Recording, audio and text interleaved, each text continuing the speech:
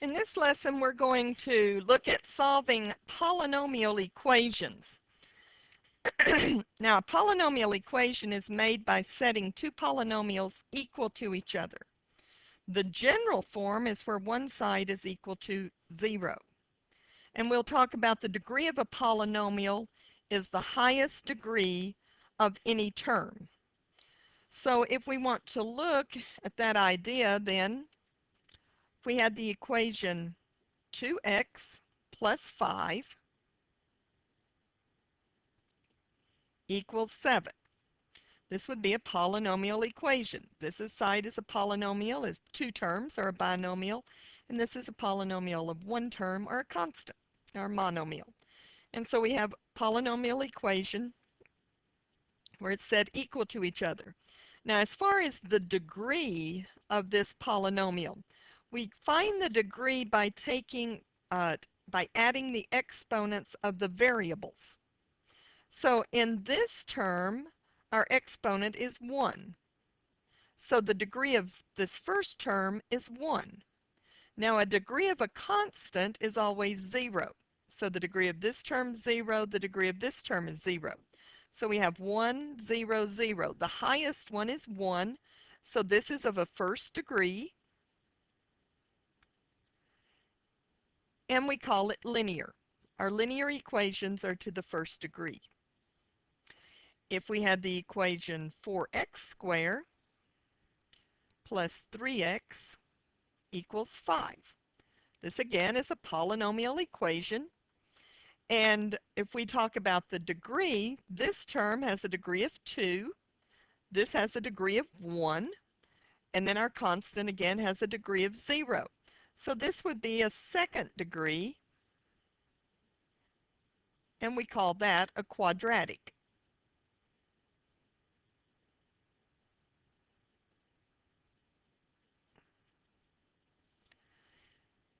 Okay, if we had 5x cubed minus 2x squared minus 3x minus 4 equals 0. This is a polynomial equation in the general form in that it equals 0. This term has a degree of 3. This one has a degree of 2. This one has a degree of 1, and this has a degree of 0. And so the highest degree, the term that has the highest degree, is of a degree 3. So this would be a third degree.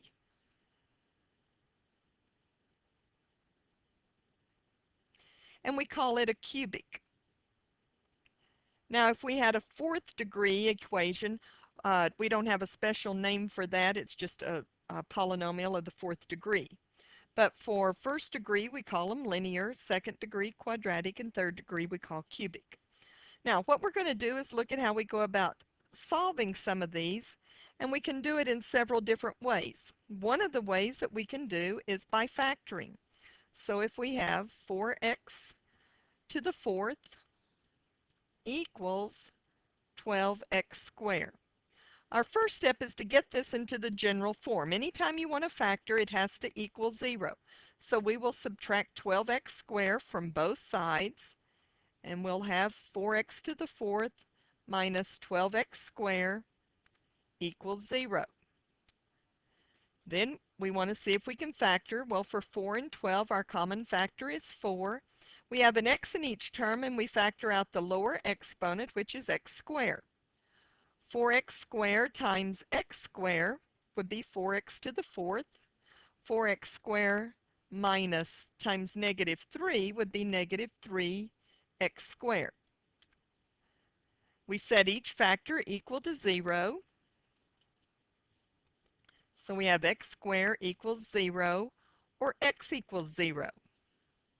Here we have x squared minus 3 equals 0, and we can do that square root property in that we can add 3 to both sides. And then we can take the square root of both sides and have x squared equals plus or minus the square root of 3. So x equals plus or minus the square root of 3. Now I want to go back to this x equals 0. That was an x squared that equals 0.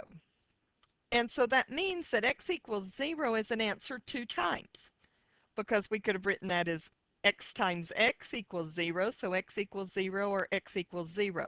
So we say that this has an answer of 0 with a multiplicity of 2. Now, I just bring that up now because later on we're going to deal uh, with our graphing, and having a multiplicity of 2 or a multiplicity of 3 or 4 is going to have a special meaning. So I just wanted to go ahead and start pointing that out to you, that when it has that same answer more than once, then we're going to deal with the multiplicity. All right, let's look at another example. Let's take 2x cubed plus 3x squared equals 8x plus 12.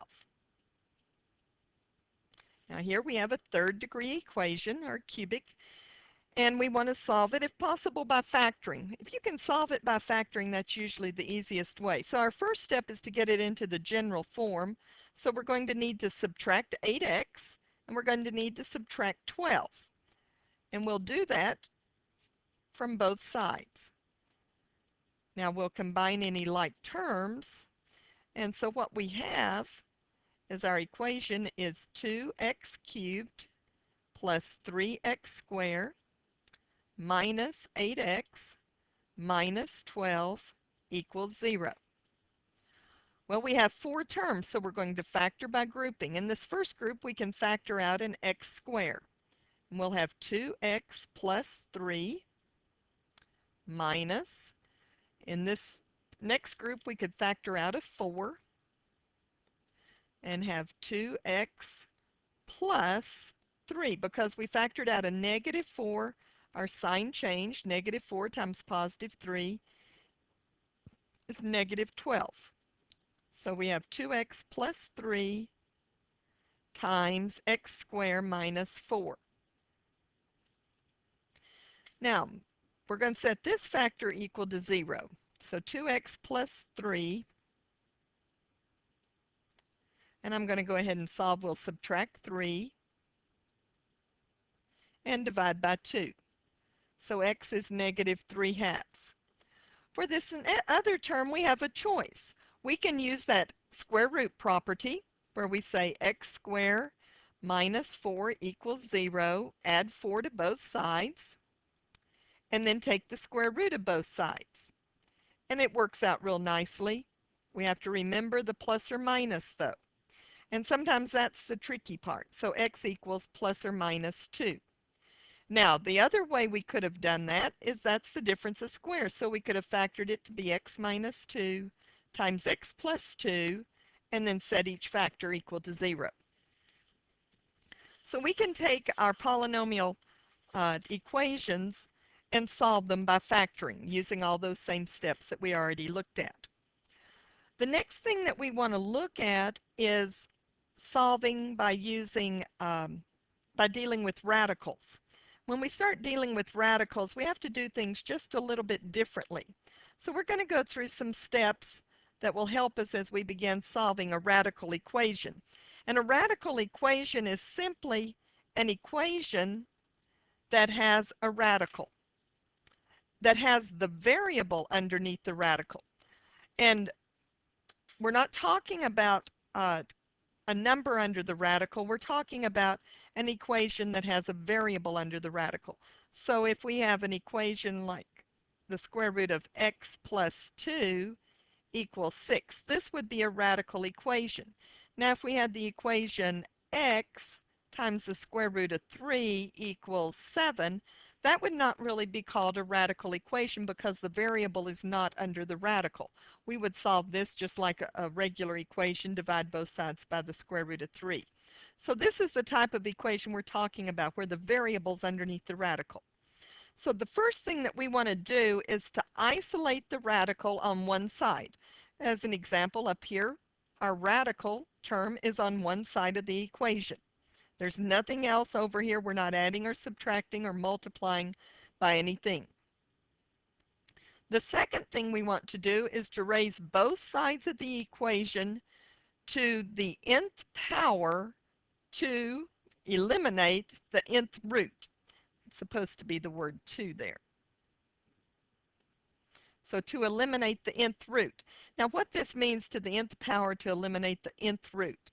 If we're taking the square root, like we are up here, then we're going to raise this to the second power. We're going to square both sides.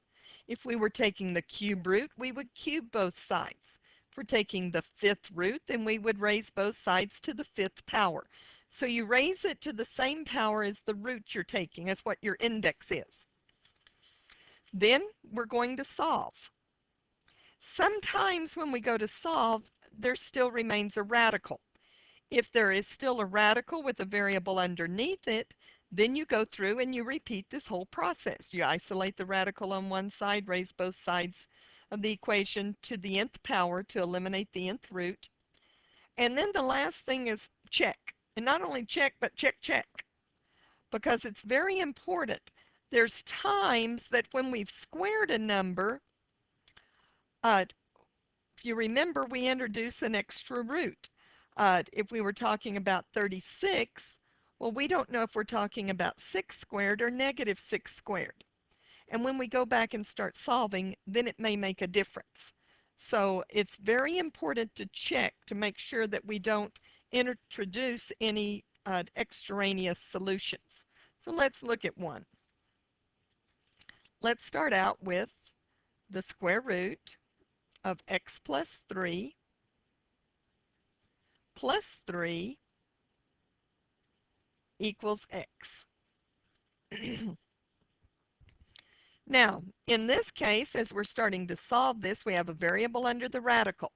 So our first step is to isolate this radical. That means we need to get rid of this plus 3 that's on the side with it. So we're simply going to subtract 3 from both sides. That's going to leave us with the square root of x plus 3. Over here, we're going to have x minus 3.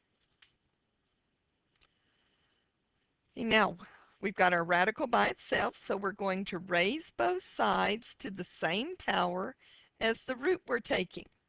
So that would mean we're taking the square root, so we're going to square both sides. This side is a binomial, so I'm going to have to square it. Squaring a square root. Now what we're dealing with here is the property that the square root of a squared is equal to a. We had looked at that earlier, that the square root of a squared equaled a. These two are the same. It's just that they're at the same level, taking a root and raising to a power. Those are dealing with exponents. And it's just a matter of which one you're doing first. This one says we're going to take the square root first and then square it. This one says we're going to square it first, then take the square root. You get the same result either way. So when we square our square root, we're going to get what's underneath, x plus 3. Now over here we're squaring a binomial. I'm just going to go ahead and square it using the pattern. If you need to go off to the side and do x minus 3 times x minus 3 and go through and use your distributive property, then you can do that. But on some of these, I'm just going to go ahead and square it and leave that part for you to check out on your own. Now, we don't have any radicals, but we have a quadratic. So we're going to need to get it equal to 0. So we're going to subtract x and subtract 3. That will leave us with 0 is equal to x squared minus 7x plus 6. Now we have a quadratic. We can solve it by factoring. We can solve it by completing the square by the quadratic formula. Since my coefficient's 1, I'm going to try to factor. So I have my x and my x. So I need numbers that multiply to be 6, and it's a positive 6, so that means the signs are the same, so they will add to be 7. Well, that would be 1 and 6. And the signs were the same, and since it turned out to be a negative 7, that meant they were both negative. So setting each one equal to 0, I have x minus 1 equals 0, so x equals 1. x minus 6 equals 0, so x equals 6. Okay, I've got two nice solutions, but I need to check them. So I'm going to start with the 1. If I go back to my equation, I have the square root of 1 plus 3 equals 1, our x. Well, 1 plus 3 is 4, and the square root of 4 is 2, and 2 plus 3 does not equal 1. Now see, this was an example where we introduced something extra because of there were two numbers that could have been squared to be 4. So the 2 doesn't work. It works in an equivalent equation except for that one point. Okay, then we'll try a 6. The square root of 6 plus 3 equals 6. Well, that's the square root of 9 plus 3 would be 3 plus 3, or 6. And 6 does equal 6, so that one checks out. So that would be a solution. Now, it's possible that neither one of them would check out, and in that case, there would be no solution. But this one does check out. We'll look at another one. Say we have the square root of 2x plus 19 minus 8 equals x. Well, we need to get our radical by itself, so we're going to add 8.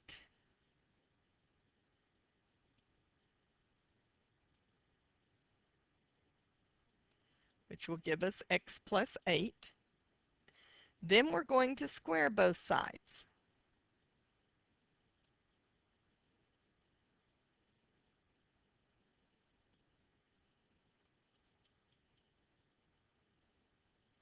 This will give us 2x plus 19. This side, again, you can write down x plus 8 times x plus 8 and multiply it out. I'm just going to go ahead and tell you that it's going to be x squared plus 16x plus 64. So again, we're going to need to subtract 2x and subtract 19 from both sides, which gives us 0 equals x squared plus 14x plus 45. Now, if we want to see if we can factor this, we can think, since our coefficient's 1, are there numbers that multiply to be 45 and add to be 14? Well, there are, 9 and 5, so we can factor this. Signs are the same. They're both positive. Then setting each factor equal to 0. Well, x plus 9 equals 0, so x equals negative 9. X plus 5 equals 0. X equals negative 5. We want to check it. Well, plugging back in the negative 9, we would have 2 times negative 9 plus 19 minus 8 equals negative 9. Well, that's going to be negative 18 plus 19, which is the square root of 1, which is 1 minus 8, or negative 7. Negative 7 does not equal negative 9, so negative 9 is not a root.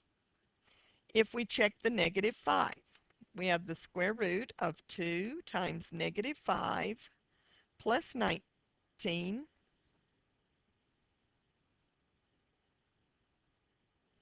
minus 8 equals negative 5. Well, that's the square root of negative 10 plus 19, which is the square root of 9.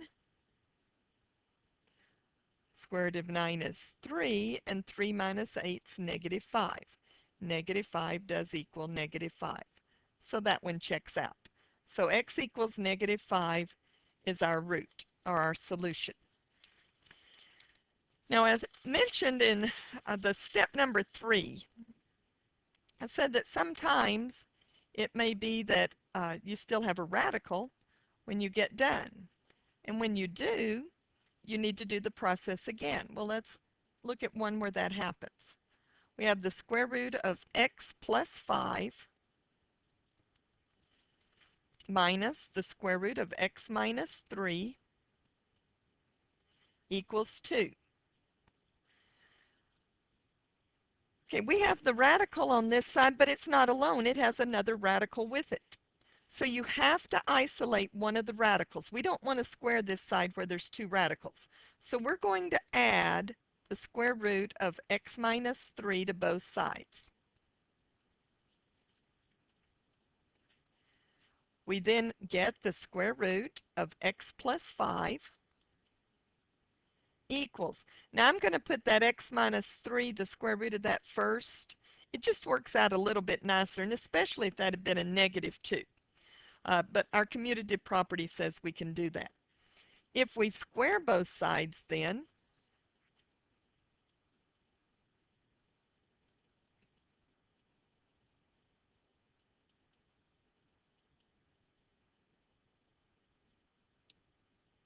squaring this side's fairly easy. It's going to be x plus 5. Squaring this side may be a little bit harder. I'm going to go through the multiplication on it. It's going to be the square root of x minus 3 plus 2 times the square root of x minus 3 plus 2. Well, when I do my multiplication, the square root of x minus 3 times the square root of x minus 3, that's the square root of x minus 3 squared, which is x minus 3. Then the square root of x minus 3 times 2 would be 2 square root of x minus 3. 2 times the square root of x minus 3 is 2 square roots of x minus 3. Then 2 times 2 is 4. So we end up with x minus 3 plus 4 is plus 1 plus 4 square roots of x minus 3. So that's what we have on this side. X plus 1 plus the square root plus 4 square roots of x minus 3. Now, we need to get our radical by itself, so that means we're going to subtract x and subtract 1. Well, our x's drop out. 5 minus 1 is 4. Our x's drop out, our 1's drop out, equals 4 square roots of x minus 3. We have to get our radical by itself, so we're going to divide both sides by 4. We get 1 equals the square root of x minus 3. Now we need to get rid of that radical, so we're going to square both sides. And so that's 1 squared equals the square root of x minus 3 squared, which is 1 equals x minus 3. Adding 3 to both sides, we get x is 4. Now we have to check it. And when we check it, we go back to the very original equation. So that gives us the square root of 4 plus 5 minus the square root of 4 minus 3 equals 2, which would be the square root of 9 minus the square root of 1, or 3 minus 1, which is 2. And 2 equals 2, so it checks out. Okay, let's look at one that does a few other things as we go through it. And sometimes these look fairly difficult when we start. But what you want to do is remember that you just follow through with the process. It doesn't matter what they look like. You want to go through the process. So what we have on this one is the square root of 3 times the square root of x plus 1 equals the square root of 3x minus 5. Now that looks pretty strange, having a square root under a square root. But we're going to do the same process. We want to get a radical by itself. Well, we would want to work with this one and get it by itself, and it already is, this great big radical. So we're ready. We're just going to square both sides.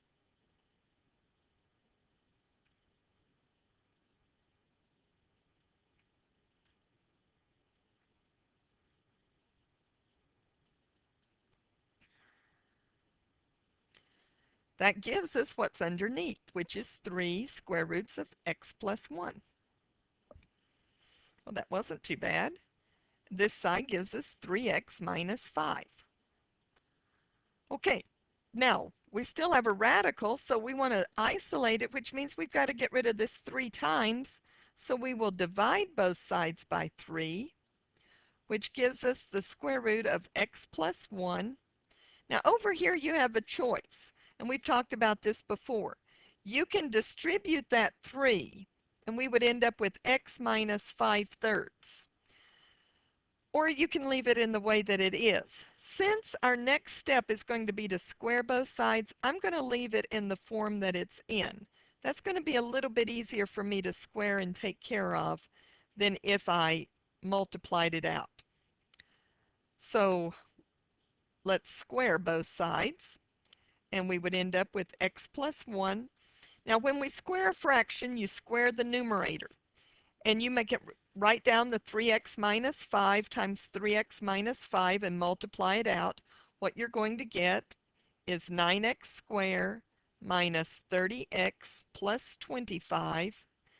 Then you square the denominator, which would give you 9. Okay, we have an equation that we're ready to solve, but we have a fraction. Well, we dealt with that at the very beginning. If we have a fraction, then we multiply both sides of our equation by that fraction so that we don't have to deal with it. We didn't have to eliminate anything from the domain because it was just a number in the denominator, so there was no way that it would end up being 0. Okay, distributing, we have 9x plus 9 equals, my 9's cancel, and I have 9x squared minus 30x plus 25. Well, then it's now a quadratic. So we want to get it equal to 0. We'll subtract 9x and subtract 9, which gives us 0 equals 9x squared minus 39x plus 16. And we have several ways of solving this quadratic, and one way is by factoring, but anytime my coefficient's not 1, I usually go ahead and do the quadratic formula. So x is equal to the opposite of b plus or minus the square root of b squared minus 4 times a times c all over 2 times a.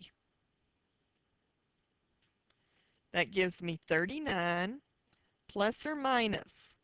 Okay, now you can use your calculator here, but 39 squared is 1521.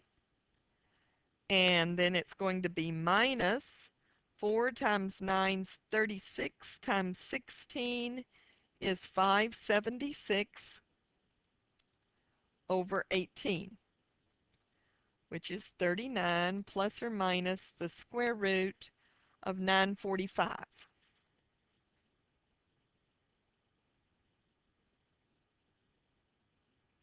And before we can do any division or any simplifying, we have to simplify that radical first. Well, I don't really know 945 and what it's a square root of, but I can do my prime factoring. So if I take 945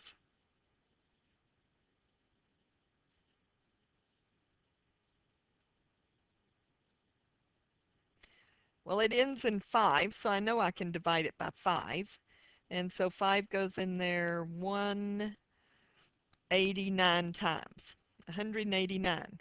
Well, that one's divisible by 3 because it adds up to be 3. So that would be 63, which is divisible by 3, would be 21, which is 3 times 7. So the only factor that repeats is the 3. So I can take the square root of that. The square root of 3 times 3 is 3, then times the square root of what's left, which is 5 times 3 times 7, or 105, divided by 18. Now I can go through and I can ask, is there anything I can divide 39, 3, and 18 by?